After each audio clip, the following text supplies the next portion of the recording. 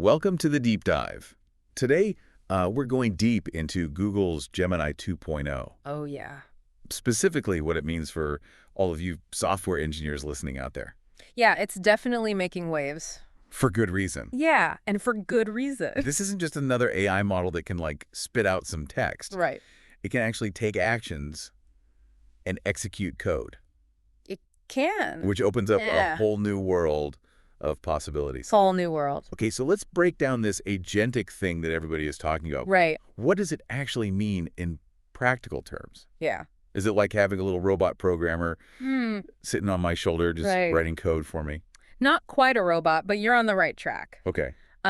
Agentic basically means that Gemini 2.0 can understand context. Okay. It can follow multi-step instructions, Uh-huh. and it can even take actions based on what it learns. So it's more like an What? incredibly capable assistant that can work alongside me. Yep. So instead of just giving me code snippets, it can actually help me debug, run tests, or even refactor my code. Yes. That's That's pretty wild. pretty wild. Yeah. And one of the most interesting aspects is its grounding capability. Yes. Gemini 2.0 can actually use Google search It can. to access real-time information, Yes. making it even more dynamic and powerful. Yeah. Wow. So it's not just working with static data? Nope. It can actually pull in the latest information from the web. It can. How does that even work? Essentially, it's integrated with Google's vast knowledge graph Okay. and APIs. So if you're working on a project Right. that uses a specific library, Gemini can actually access the latest documentation, Oh, wow. look for code examples, Okay. or even check for any known issues in real time. So it's like having an AI research assistant built into my coding environment. Yeah. That could seriously change how we approach problem solving and Mm. research. And we're seeing some pretty interesting examples of what's possible with this technology. We are. For instance, some early users have been able to get Gemini 2.0 to actually write and execute Yeah. Python code. Yeah. Hold on. It can actually write code. It can. What kind of code are we Yep. talking about here? Mhm. Simple scripts or something more complex? Well, we're still in the early stages, Okay. but it's been shown to handle things like generating ASCII art Uh-huh. and solving basic coding challenges. Oh, wow. It can understand instructions and manipulate code to achieve Got it. specific goals. So it's not writing complex applications just yet, Right. but it's definitely a step in that direction. It is. I'm wondering what kind of architecture and design went into building something like this. Yeah, that's a great question. I mean, It is. what do you think the design was? From what we can gather, Yeah. Gemini 2.0 is built on a massive neural network, Good. trained on an incredibly vast data set Right. of text and code. So it's using machine learning to basically learn patterns and relationships in code, which Yeah. allows it to generate new code Right. based on those patterns. Exactly. And it's constantly learning and improving It is. as it's exposed to more data and feedback. Yeah. But even with all this power, Yeah. there are still limitations. There are. Like what can't it do yet? One of the key limitations right now is its inability to make outbound network calls. So it can't fetch data from APIs Wow. or interact with any external services directly. So it's limited to the information that it can access through Google search and its internal knowledge base. Right.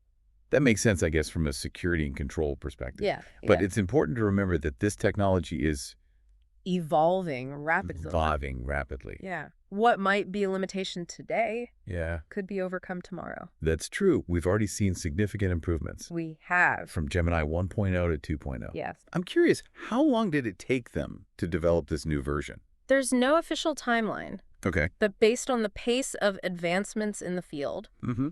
it's likely they were working on this for at least a year, Wow. maybe even longer. So a lot of research and development went into this, and they're probably already working on the next iteration, right? Almost certainly. As they iterate, Yeah. they'll be addressing these limitations and adding new capabilities, which will further expand what's possible with AI and software development. Yeah. This all makes me wonder about the bigger picture. How does Gemini 2.0 stack up against other leading AI models Right. like ChatGPT and Claude? That's a question a lot of developers are asking. Yep. And the answer is it depends. Okay. Each model has its own strengths and weaknesses, Right. and the best choice depends on your specific needs Okay. and use case. Makes sense. But there are some key differences worth highlighting. Okay, let's dive into that. What are the key differences that software engineers should be aware of? Okay.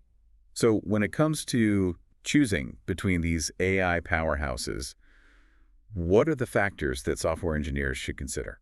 Well, one of the key differences lies in their underlying architecture and their training data. Okay. ChatGPT, for instance, is a large language model, Right. primarily focused on generating human-like text, Okay. whereas Gemini 2.0 has been trained on this massive data set of both text and code, giving it a much deeper understanding of software development concepts. So Gemini might be better equipped to understand Yeah, code structure, syntax, and even common coding practices exactly. compared to a model that's primarily focused on natural language. Yes, and this difference is reflected in their capabilities. Right. While ChatGPT excels in tasks like generating creative text formats, summarizing documents, or Right. even translating languages, Yeah. Gemini 2.0 really shines when it comes to tasks like code generation debugging and even suggesting code optimizations. That makes a lot of sense. Yeah, If you're looking for an AI to help you write a blog post or translate a document, right. ChatGPT might be the way to go. Mm-hmm. But if you're looking for an AI to be your coding companion, Yeah, Gemini 2.0 seems like the more specialized tool.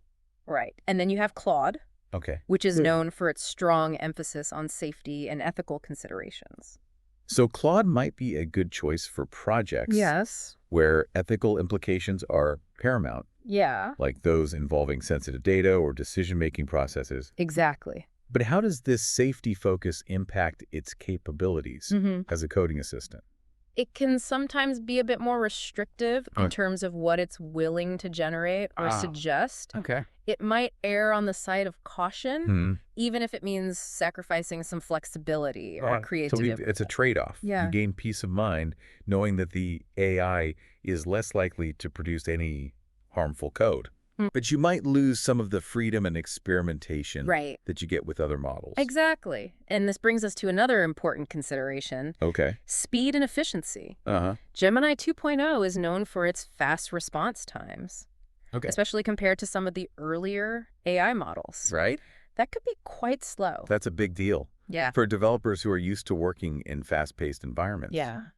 Nobody wants to wait around for the AI to churn its gears while they're trying to code. Right. So, Yeah, and this speed advantage is partly due to Gemini's integration okay. with Google's infrastructure, Right. which allows it to leverage massive computing power and optimize its processing. So it's not just about the algorithms. It's also about the hardware Yes. and infrastructure that support those algorithms. Exactly. Google's vast resources definitely give them an edge in this area. Absolutely. And this leads to another key difference. Okay. The level of integration with other tools and services. Gemini 2.0, being a Google product, Right. is tightly integrated with the Google ecosystem, Makes sense. including things like Google Search, Google Cloud, Yeah. and even Android Studio. So if you're already heavily invested in the Google ecosystem, Gemini 2.0 might be a natural fit. Yeah. You can seamlessly incorporate it into your existing workflows and Exactly. leverage its connections to other Google services. Precisely. And this integration can be incredibly powerful. Okay.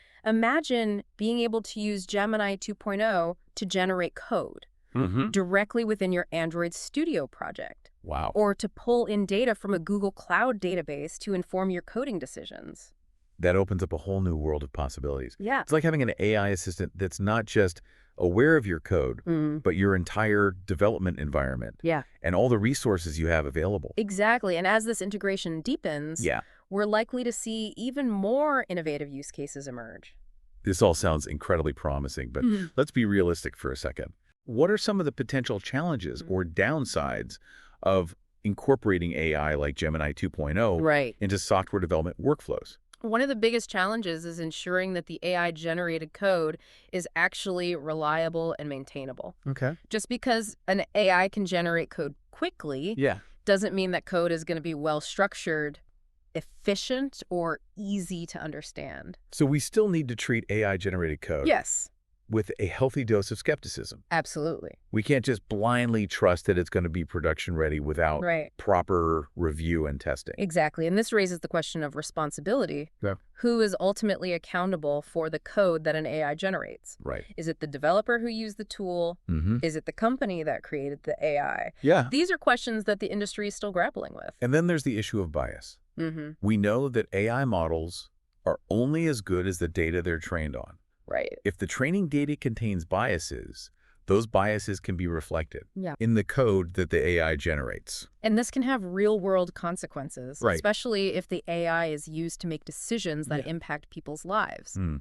So it's crucial that we develop mechanisms to detect and mitigate bias in these AI systems, including those that are used in software development. It seems like navigating the world of AI Yeah. in software development requires a delicate balance It does. between embracing the potential benefits and being mindful of the potential risks. Absolutely. And this is where the role of the software engineer becomes even more important. How so? As AI becomes more prevalent, software engineers will need to develop new skills Okay. and new ways of thinking. Okay. They'll need to be able to work effectively with AI, understand its limitations, Right. and ensure that it's being used ethically and responsibly. So it's not just about writing code anymore. It's not. It's about understanding AI, collaborating with AI, Yes. and guiding AI to produce the best possible outcomes.